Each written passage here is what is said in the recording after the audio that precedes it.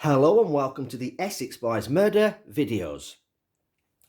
These videos are based on key individuals and the murder victims' movements on the day of the 6th of December 1995. A quick mention to my Facebook page called The Real Essex Boys Murder Group. If you're interested, please feel free to join, as there's some great people on there with a lot of knowledge on this subject. So this is part 3 of a set of videos looking at a robbery that took place in 1989, a link to Anthony Tucker, known underworld figures, and a look into the possibility to see if Mick, Jack and Darren Nichols knew what was going to happen to the Essex boys that night, and who could have made that phone call at a telephone box close to the Halfway House pub in Brentwood to Pat Tates' mobile at 5:03 p.m. It is not known if this call was made on the 5th, the day before the murders, or the 6th, the evening of the murders. If you haven't seen part 1 and 2 yet, I do recommend watching them first, as I have covered how the 1989 security van robbery came about and have gone into a lot of detail about it. Then I covered how one of the masterminds, Hollywood's nightclub doorman David Carston, recruited other doormen to take part in the heist with the help of Anthony Tucker. I went through how the robbery was planned with the help of the other mastermind, John Aitken, who was their inside man.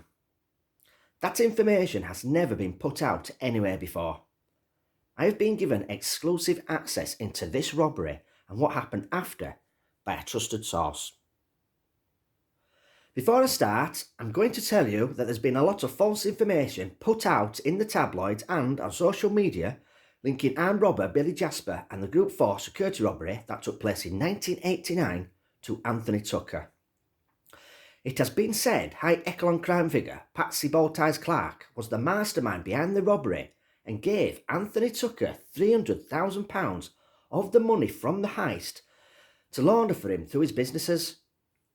When Patsy Clark asked for the money back, apparently Anthony Tucker said it had all gone and couldn't pay it back, and this was why a contract was taken out on him. This information is untrue and totally inaccurate.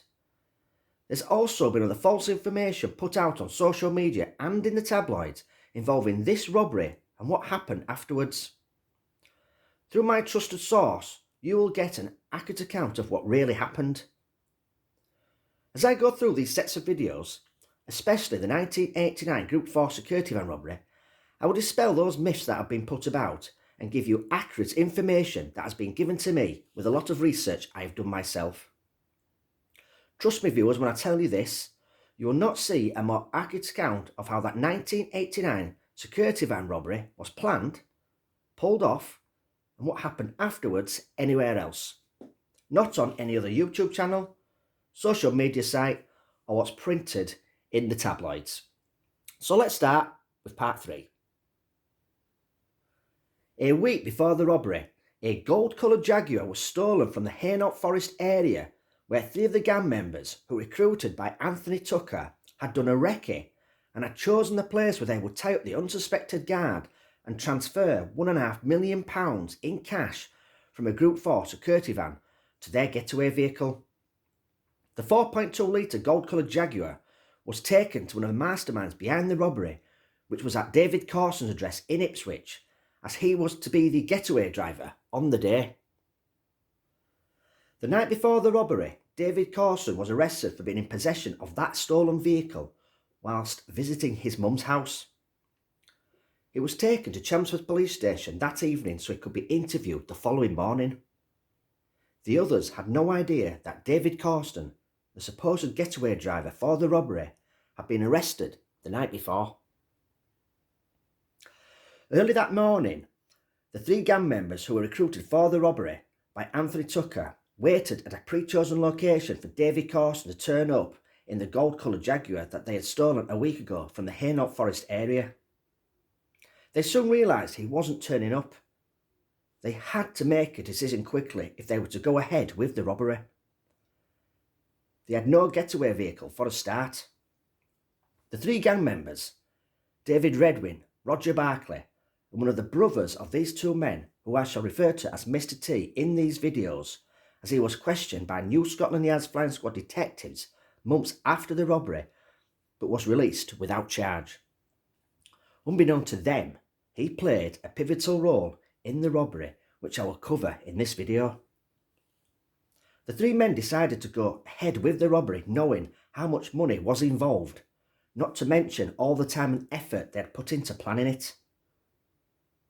Roger Barclay, who was a well-built man and was into bodybuilding, decided that they would use his vehicle for the robbery, a red Ford Escort van which had shiny silver alloy wheels. He knew he would have to scrap his vehicle after the robbery and report it stolen. He was now the getaway driver, as it was his vehicle they would be using. They put the rope they needed to tie up the guard in his vehicle, as well as the handgun that Mr. T had acquired from criminals in Canning Town. They then set off heading towards a place which was close to the newsagents in Dagenham, where the inside man, John Aitken, would be pulling up at as planned. Roger Barker knew it was a risk using his own vehicle for the robbery, but the chance to steal £1.5 million in cash was a chance worth taking. In reality, they could have waited and done the robbery another day, as they had the inside man, John Aitken. 1 week in early October 1989, van driver John Aitken, who was the inside man, and the unsuspected guard, Anthony Flint, set off from the Group 4 depot in Witham, Essex, just before 6 AM as usual, to pick up cash from the TSB's base in Wapping, East London. Anthony Flint had been paired with John Aitken for weeks now, and after collecting the cash from the TSB's base, John Aitken had deliberately been stopping off on their way back to Witham at the same newsagents on Wellbourne Lane in Dagenham, so it wouldn't look suspicious for John Aitken when he pulled up outside the newsagents on the day of the robbery. When the two Group 4 employees set off in the security van that morning and headed to the TSB's base in Wapping, East London, the inside man, John Aitken, had no idea that his co-mastermind behind the robbery, David Corson, had been arrested the night before in the stolen vehicle that was to be used for the robbery, and he was still in police custody. The security van turned up as usual at the entrance of the TSB's base in Wapping and waited for clearance to enter the yard. The time was around 7 AM. The van entered the base and the gates were locked. The TSB employees had taken the bags of money out of the vault and put them in trolleys. The money was then taken to a drum so the bags could be weighed and the right amount could be checked before it was put on the Group 4 security van. The money was to be driven back to the Group 4's depot in Witham, then it could be split between 3 of their vans, then it could be distributed to the TSB's branches in the Witham area as well as the surrounding areas of Essex. Only this time there would be an armed robbery set up for when they were on their way back to the Group 4 depot. When the bags of money were being weighed on the drum, the inside man, John Aitken, noticed it wasn't the usual £1.5 million they were to transport. It was in fact £495,000. If they were to pull off this robbery on that day as planned, the gang were going to be £1.5 million short. After the bags of money were loaded onto the Group 4 security van, the doors were locked. John Aitken and Anthony Flint then left the TSB's base in Wapping, East London, and headed back along their usual route to the Group 4's depot in Witham, Essex. John Aitken would be doing the usual stop at the newsagents on Wellbourne Lane, but this time there would be an armed robbery. Roger Barclay, David Redwin and Mr. T arrived early at around 7 AM on the morning of the robbery. They were about a quarter of a mile away from the newsagents that John Aitken would be pulling up at on Wellbourne Lane in Dagenham that morning as planned. They pulled into this petrol station here. Roger Barclay stopped at one of these pumps and filled his vehicle up with fuel. He told one of the gang members to go inside and pay. when the other gang member came back to the van, they pulled away from the pumps and parked over here in the forecourt.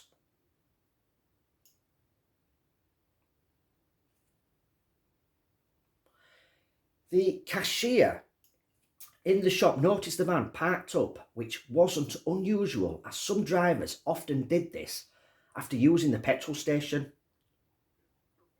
10 minutes had passed and the same cashier noticed the van was still parked up on the forecourt, but this time 3 men were standing around it with the driver's side door open.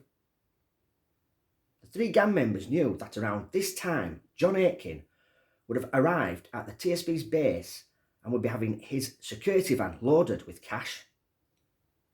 They didn't want to park too close to the newsagents, a quarter of a mile away, and wait there just in case they looked suspicious. Another 10 minutes had passed and the cashier was becoming suspicious of these 3 men. He made a note of the van's registration number, which was A233SLF. At around 7:30 AM that morning, they set off in this direction. They went through these sets of traffic lights.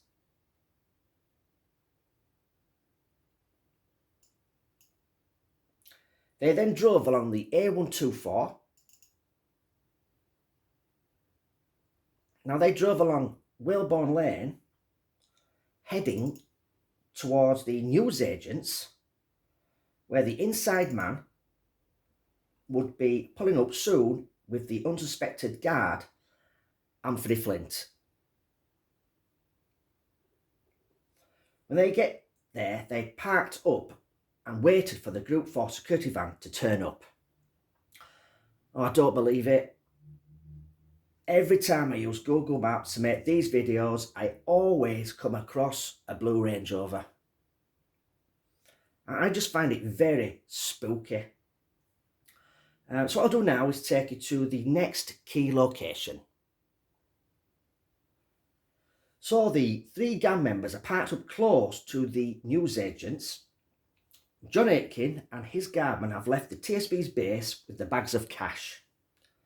Now they're driving along their usual route, which was along Whalebone Lane. They'll be stopping at the newsagents, which is just ahead. Now John Aitken puts the indicator on and pulls up here in this parking bay.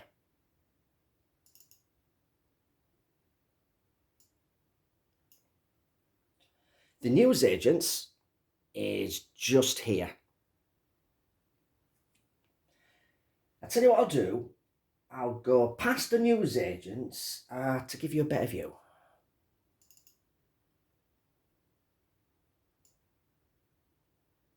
There we go. That's better. So, John Aitken gives Anthony Flint some money and asks him to get in some papers from this newsagents. Now don't forget, John Aitken has been paired with Anthony Flint for some time now, and even though it's against company policy to stop the van and get out when money was in transit, John Aitken had convinced Anthony Flint to keep it between themselves that they pulled over at a newsagents on their way back to the Group 4 depot in Witham. The 3 gang members who are pulled up watching the security van noticed the guardsman, Anthony Flint, head in to the newsagents. And Roger Barkley sets off in his red Ford Escort van with David Redwin and Mr. T and parks just here in front of the security van. They wait anxiously for Anthony Flint to come out of the newsagents and head back to the security van. Mr. T, who was the only one that was armed that day, got out of the red Ford Escort van with David Redwin. Mr. T pulled out the handgun and confronted 24-year-old Anthony Flint. Mr. T, brandishing the handgun in front of Anthony Flint, he then forced him into the vehicle and hijacked the security van. When Mr. T was in the security van, David Redwin ran back to Roger Barclay's red Ford Escort van so they could follow the security van. Mr. T then orders the van driver and inside man, John Aitken, to drive to Epping Forest, some 12 miles away. Mr. T is pointing the gun at the unsuspected guard, Anthony Flint, whilst telling John Aitken where to go. Roger Barclay and David Redwin are following the security van, heading in this direction along Whalebone Lane south towards Epping Forest, which is the gang's pre-planned destination. What I will do now is speed up to where the next key location is in this well-planned robbery. Having left Whalebone Lane in Dagenham, Mr. T was directing the van commander and the inside man, John Aitken, towards Epping Forest. Roger Barclay and David Redwin were following behind in the getaway vehicle. They drove along the country road, heading in this direction on Manor Road.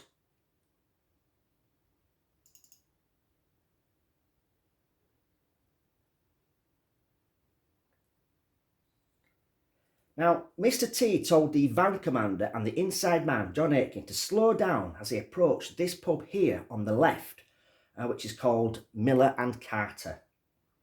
Now, back then, it was called the Camelot Public House.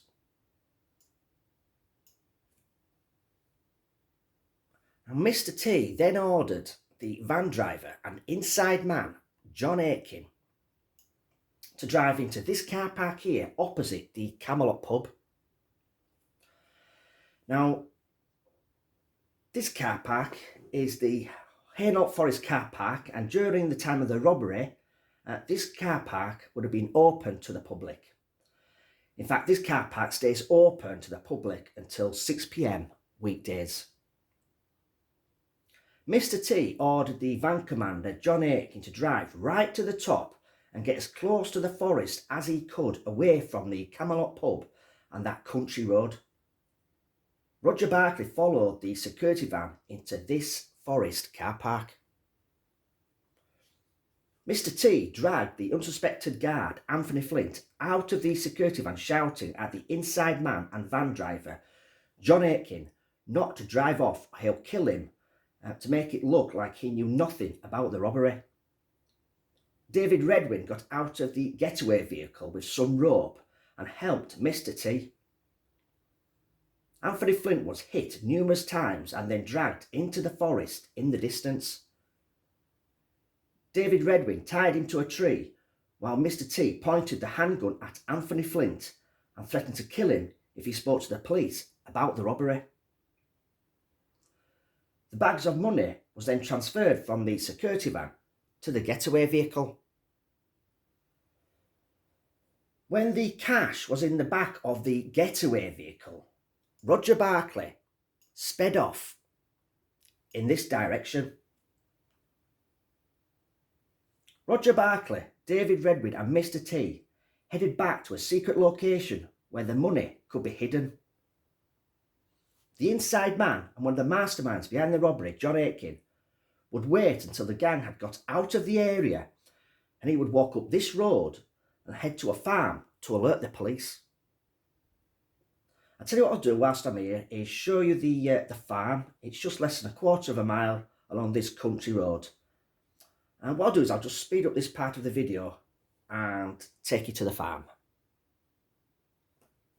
So this is the farm the inside man, John Aitken, walked to after the gang were out of the area. Now, as you can see, it's called Barclay's Farm, and it's not far from the Hainault Forest car park, which is just where we've come from, which is down here. It's just about a quarter of a mile from where the unsuspected guard, Anthony Flint, was hit and threatened, then tied up by the gang. The inside man, John Aitken, had to do this and raise the alarm to make it look more convincing that he had no prior knowledge the robbery would be taking place. So there you go, ladies and gentlemen. This is exactly how the Group 4 security robbery happened and all the key places that were used during the heist. The information I was given was from a very reliable source, and the rest I researched myself. Trust me when I tell you this is how that robbery happened. You will not get a more accurate video based on that Group 4 security van robbery than this video you have just watched. So that's it for this particular video. Don't forget, you can join my Facebook page, The Real Essex Boys Murder Group. So until next time, take care.